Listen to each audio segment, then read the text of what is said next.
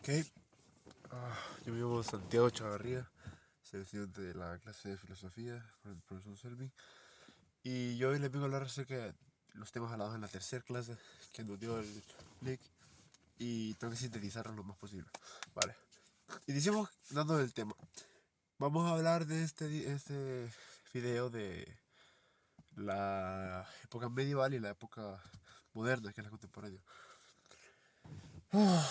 Bueno, la época medieval, que es la primera que vamos a tocar, se le toma como una continuación a la época de la filosofía griega, en la cual los temas que se discutían dentro de la filosofía griega era como qué era el fin inicial de las cosas y intentaban hacerlo de la manera más lógica y no de la manera con fe, digamos.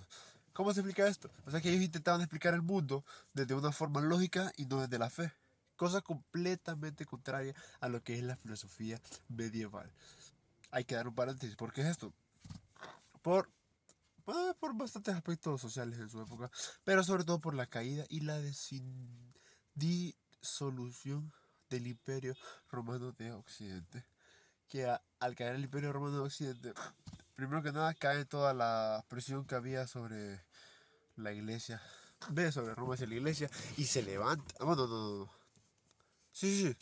Se levanta sobre todo la iglesia debido a, paréntesis ahí, que al caer el Imperio Romano, la iglesia es el único poder que queda estable y es el que toma las riendas del imperio, de lo que quedó del imperio, y pues comienza a hacer la institución, ¿me entienden? Normal. Entonces ahí la iglesia se mete de lleno. Uno. Dos, los reinos bárbaros del norte que vinieron a atacar a Roma.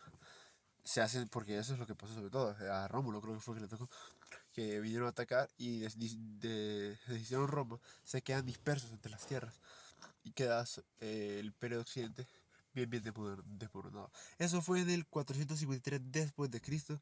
Curiosamente, poco antes también fue cuando Constantino aceptó al cristianismo como la religión romana, poco antes de que se hiciera.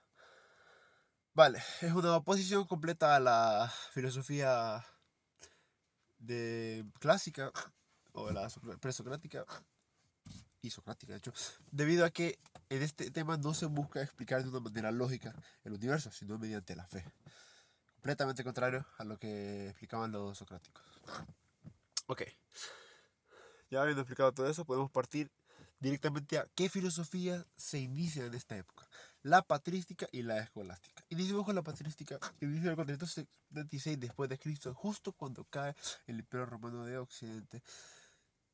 O sea, hay gente que ha dado sus textos de antes de la patrística, o sea, que hablaban de la patrística antes de la caída del Imperio Romano de Occidente, pero no se toman tanto en cuenta, aunque sí fueron como precursores en el inicio de la patrística como tal, porque no se toman tanto en cuenta. Como tal, se asegura que fue en el 476 después de Cristo.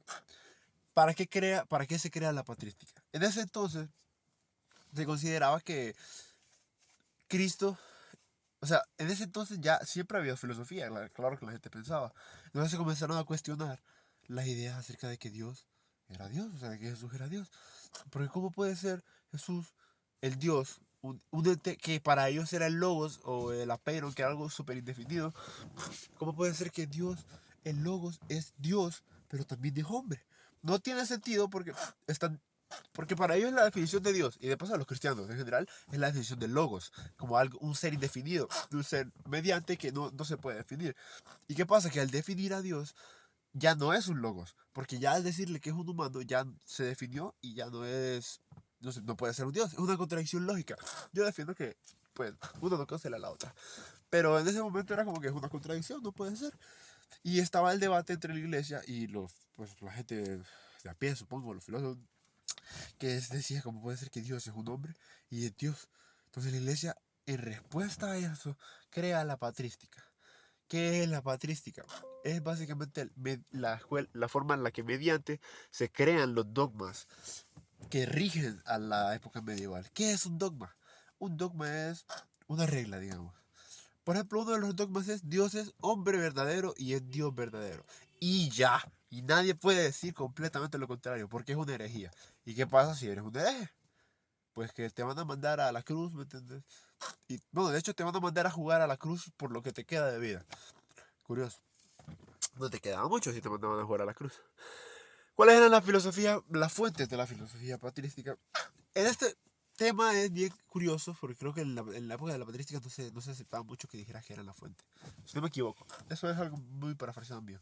Pero en la época de la patrística, lo que más se usaba era sacar cosas que había dicho Aristóteles y Platón e implantarlas en la idea de Dios, ¿me entiendes? La idea de la perfección.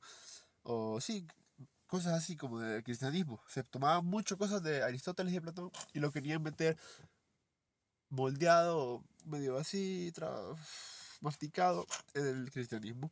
Para que no dijeran, ah, no, solo te damos el dogma y ya estuvo, no. Para que dijeran, ah, bueno, pues también es una explicación lógica. Que no dieron muchas, por cierto, no es por ser así molesto, pero no dieron muchas. Uno de los más máximas expresiones de esta época fue San Agustín de Hipona. Yo respeto a ese hombre, por cierto. Ok, en el siglo IV, que es cuando la patrística alcanza su pico, y por cierto, es cuando comienza a caer también, la madurez de las energías ya se hicieron bien agudas, pues, podría decir. Y es la última etapa en la que el pensamiento cristiano domina el mundo. Es la última etapa, el último momento en el que el pensamiento cristiano que cohíbe a todos los demás y las ideas cristianas cohiben a todas las demás. Justo ahí explota la gente porque fue una época bastante económica en la que las personas ya podían pagarse estudios, ya podían comenzar a leer y comprar lo que ocupaban leer, ¿entiendes? O mandar a sus hijos a la iglesia a estudiar porque ya podían mandarlos a estudiar. Y decían, ah, pues esto no me parece, o esto no me parece. O ya estudiaban, ya sabían ellos de lógica. Y ya entendían que, pues, un Dios hombre no puede ser un Dios porque es una contradicción en sí el hecho de que lo definas. Ya no es el apeiron ni el logos. Ya comienza a ser algo más definido. Creo que el logos no era como tal eso. Pero el apeiron sí. Entonces, la filosofía medieval se fundamenta en tres cosas. La que nosotros conocemos y de la que yo le estoy hablando es la de Occidente, que es la del cristianismo. Pero hay dos más, porque la filosofía medieval se fundamenta en las religiones abrahámicas. ¿Cuáles son estas? El Islam, el judaísmo y el cristianismo. Las tres religiones monoteístas son las que dominan la época medieval. ¿Qué pasa? El cristianismo, obviamente, en el Roma de Occidente, y el judaísmo en el Roma de Oriente, creo que de Oriente Medio. Entonces, ¿dónde se desarrolla el judaísmo? Dentro de ambas. Los judíos aguantan mucho. Aguantan vara. Y lo último que se puede decir de esta época es que no es tanto una filosofía, sino más bien una teología, debido a que la filosofía se ve obligada o esclavizada por la teología para dar explicaciones o dogmas.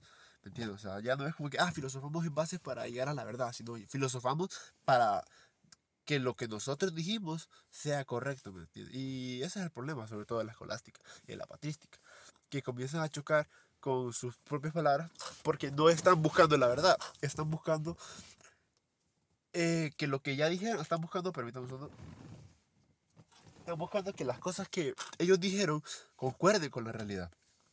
Que igualmente siempre dejan huecos, claramente. Obviamente iban a dejar huecos. Entonces, hay dos periodos. La patrística y la escolástica. La patrística eran sobre todo figuras como obispos o algo así. No se había dividido todavía la iglesia. Y ya... O creo que sí.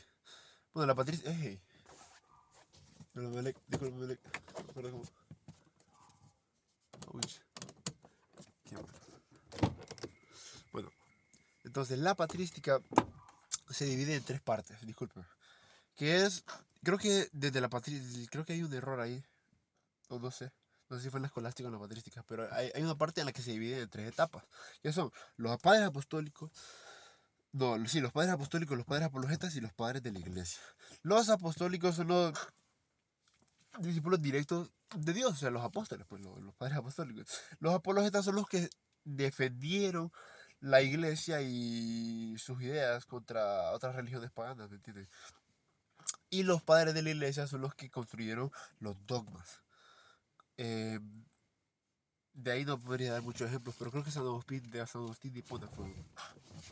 Sigamos. Pero bueno, creo que ahí termina ya mi definición acerca de lo que fue la filosofía medieval y pasamos a la filosofía moderna.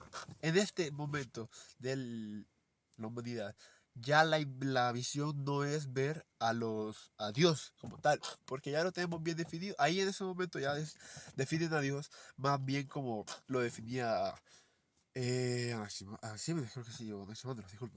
No me recuerdo bien el nombre, siempre confundo esos dos nombres. Que es con el apero. Ya definían a Dios como un ser así, omnipotente, lejano, externo a nosotros, que realmente no interacciona con nosotros, porque eso era lo que ellos habían visto, ¿me entiendes? Entonces, en este momento, sobre todo en el Renacimiento italiano, lo que buscan las personas es como desligarse de la iglesia y que ya las cosas que pasaron en el medievo ya no pasen, ¿me entiendes? Y ya vivamos solo lo nuestro. ¿Qué pasa? Que pues los italianos se pasan, disculpen la palabra, se pasan de madre y se vuelven demasiado, sí, muy liberales, demasiado liberales. Si ustedes leen si ustedes leen la literatura de esa época, era una literatura completamente diferente a la medieval. Era de hecho literatura que quería inclusive como ridiculizar la literatura cristiana medieval. Lo podría ser, por ejemplo, la Divina Comedia de Dante Alighieri, que es literalmente un... ¿Cómo se diría esto? Es una parodia al infierno, tal cual. Ah. Entonces, en la época moderna, yo inicié con el Renacimiento, pero se define son varias partes, son 5 partes. El Renacimiento, el Barroco, la Ilustración, el idealismo alemán que lo odio y la filosofía en la actualidad, que es pues todo lo que iba hasta acá. Que ya creo que ni es tanta filosofía, sino más ciencias. Pero sí, entonces ya expliqué un poco del Renacimiento, pero que se caracteriza por el humanismo, que la visión cultural de la filosofía ya no es Dios, sino los humanos. Eh, Se crea la nueva ciencia de las naturalezas, inicia la reforma protestante, porque como les digo, la iglesia ya estaba siendo cuestionada una vez más y ya se les permitía, permítame un segundo, vale, seguimos, y ya se les permitía como, pues no se les permitía, pero ya era más normal entre las personas como cuestionar la iglesia y Martín Lutero aprovecharle el momento para dar sus ideas, porque pues, seamos sinceros, el catolicismo tiene algunas cosas ahí que están, ya, más o menos. ¿Qué pasa después de el Renacimiento? Que esta época es bien curiosa, que es el Renacimiento barroco. Yo le llamo Renacimiento barroco por la forma en la que yo lo estudié, cuando era un poco más joven, y es la filosofía del barroco, que es una contraposición a la filosofía del Renacimiento, porque la gente se volvió loca, se volvió demasiado liberal. Entonces lo que pasa es que la gente quiere volver al medioevo, o las ideas que había en el medioevo, porque eran más correctas y que allá. Y el barroco, si ustedes lo miran, está bien caracterizado por religión. Como que querían meterles la religión a huevos, a fuerza. Si ustedes ven toda ¿qué sé? El estructuralismo barroco, o sea, la forma en la que crean los edificios, por ejemplo, es muy religiosa, muy religiosa. Los barrocos hacían todo como si fuera un templo, todo le daban mucho detalle de Cristo, o pinturas de Cristo. En esa época se caracterizaban mucho porque las pinturas ya se había hecho, siempre así había sido muy característico lo de las pinturas de Cristo y eso, pero se volvió al auge en esa época porque en el Renacimiento las pinturas habían dejado de ser tanto acerca de Cristo y comenzaron a hacer acerca de otros temas. Ya se dejaba por fin dejar de pintar acerca únicamente de Cristo y comenzar a pintar otros temas. Rembrandt fue de los primeros y cosas pasaron cuando lo hizo, de hecho. Y por eso pues, el barroco es como el empuje contrario que se le generó al Renacimiento por la libertad que tuvieron las personas. Al parecer como que no querían darle libertad a las personas. Supongo que fue por la excesiva libertad que consideran. Pero bueno, me llevamos a la filosofía de la ilustración. Quiero hablar primeramente acerca de René Descartes, que es uno de los más máximos influyentes de la ilustración. Él es el quien dijo, pienso, luego existo. Y desde ahí se fundamenta toda la ilustración básicamente. ¿Qué es? Si yo pienso es porque existo. Si yo pienso es porque existo. Y es lo único que puedo tener certeza de. La ilustración ya no se trata de, ay, si esto, si Dios es esto, ¿qué somos aquí? Se trata de que tengo certeza yo. Ya la idea no es tener fe como en el medioevo, ni es como la libertad que fue en el Renacimiento, sino ahora es qué es verdad y qué no lo es. Ahora es como que cosas de qué es verdad y qué no están bien diluidas. Porque antes teníamos los dogmas que nos obligaban a creer en una u otra cosa. Pero ¿y ahora qué? Ya no hay dogmas. El barroco no fue como que se levantó mucho, terminó bastante rápido. Los españoles fueron los últimos en dejarlo, si no me equivoco. Entonces ya es como que, uy, ¿y ahora qué pedo? ¿Y ahora en qué creo? ¿Qué creo? Porque poco después de eso fue que Nietzsche dijo, matamos a Cristo. La siguiente época, de hecho. Y bueno, creo que el último tema que yo voy a tocar va a ser la... Sí, ese tema porque después el Sin ofenderle, que es lo último que yo recuerdo. Y no quiero parafrasear cosas de las cuales no estoy bien consciente. Pero este soy yo, soy Santiago Chavarría. Nada, muchas gracias por haberme permitido hacer esto.